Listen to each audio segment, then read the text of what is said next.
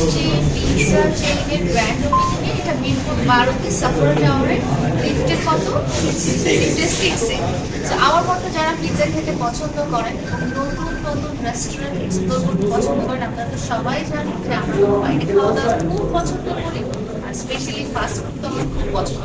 Pizza is one of them. এখানে এটা একটা নতুন ব্র্যান্ড, নতুন শপ হচ্ছে আজকে যেটা ব্র্যান্ড ওপেনিংয়ে আমি আসছি। আমি খুবই আশাবাদী যে এটা সবার মাঝখানে অনেক পপুলারিটি পাবে, এবং আমার যারা ফ্যান ফলোয়ার আছেন তাদের সবাইকে বলবো যে এখানকার এনভায়রনমেন্টটা খুবই সুন্দর, আর তো কি আর বলবো, টেস্টে 100-এ 100। আপনারা কিন্তু সবাই চলে আসবেন পিৎজা চেইনে। এটা মিরপুর 12তে সাফারা টাওয়ারে লিফটের 6-এ।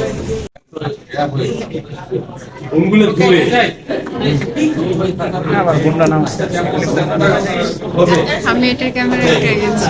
আমি আজকে আসছি পিৎজা চেইনের ব্র্যান্ড ওপেনিংয়ে। এটা মিরপুর 12তে সাফারা টাওয়ারে লিফটের কত লিফটের 6-এ। তো আমার মতো যারা পিৎজা খেতে পছন্দ করেন এবং নতুন নতুন রেস্টুরেন্ট এক্সপ্লোর করতে পছন্দ করেন, আপনারা তো সবাই জানেন যে আমরা বাইরে খাওয়া দাওয়া খুব পছন্দ করি, আর স্পেশালি ফাস্ট ফুড তো আমার খুব পছন্দ। Pizza is one of them.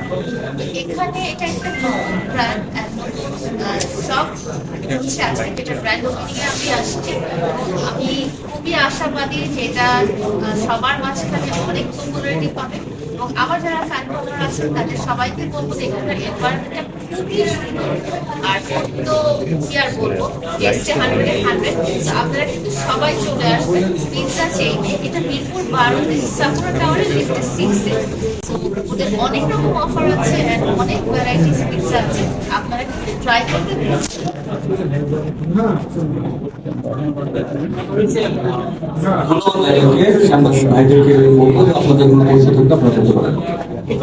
আপনাকে প্রথমে ধরনের কোনো উদ্বোধনে যাওয়া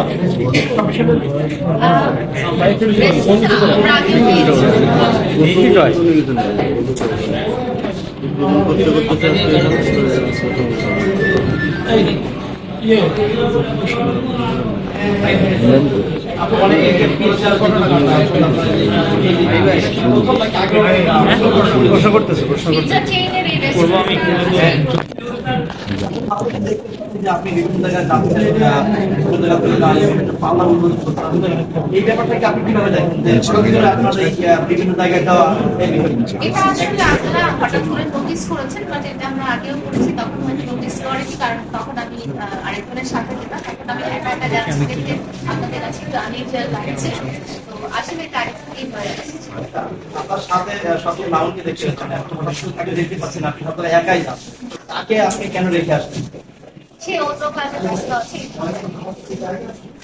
সে আমি তো বলেই দিয়েছি সে আর আমার সাথে নাই, সে তার মতো লাইফ লিড করছে, আমি আজকে এখানে একটা প্রশ্ন এসেছে, বাকি একটা প্রশ্ন, যেমন যিনি ওনার তিনি বলছিলেন যে বাবা তাদের জন্য ব্র্যান্ড প্রমোটের জন্য ডাকবে।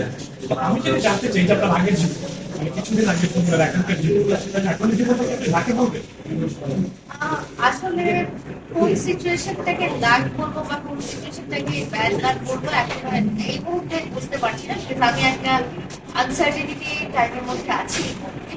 ট্রানজিশন পিরিয়ড, একটা লাইফ থেকে বের হয়ে আরেকটা লাইফে যাওয়া হচ্ছে, এটা ট্রানজিশন পিরিয়ড।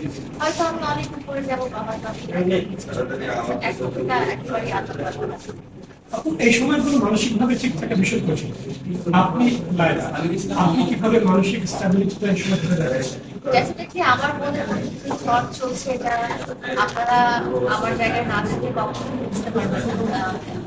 মানসিক স্টেবিলিটিটা আমার আসলে এই মুহূর্তে আমি জানি না, আসলে একটা গোলের মধ্যে যাচ্ছে।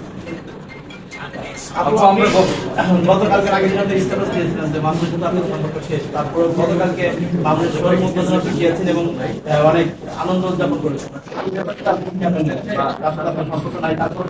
আচ্ছা, ওর সাথে আমার ব্যক্তিগত রিলেশনটা আমি অফিসিয়ালি অ্যানাউন্স করেছি, পার্সোনাল রিলেশনটা ছিল, সেটা শেষ হয়েছে, যেটা ও আগেও ডিসকাস করেছে।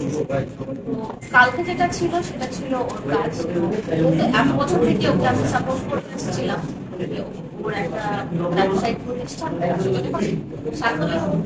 ওই দিনটা ও আমাকে ছাড়া সেলিব্রেট করতে চাইলো না, এবং ও আসছিল আমাকে নিয়ে আসলে আমার পাশে একজন মানুষের সাথে আমি এত বছর ছিলাম, তার খারাপ টাইমে ছিলাম, তার ভালো টাইমে ছিলাম, সে যখন তার একটা সাফল্য অর্জিত সময়ে সে দাঁড়ালো, তখন আমি মনে করলাম যে একজন মানুষ হিসেবে তার পাশে থাকা উচিত।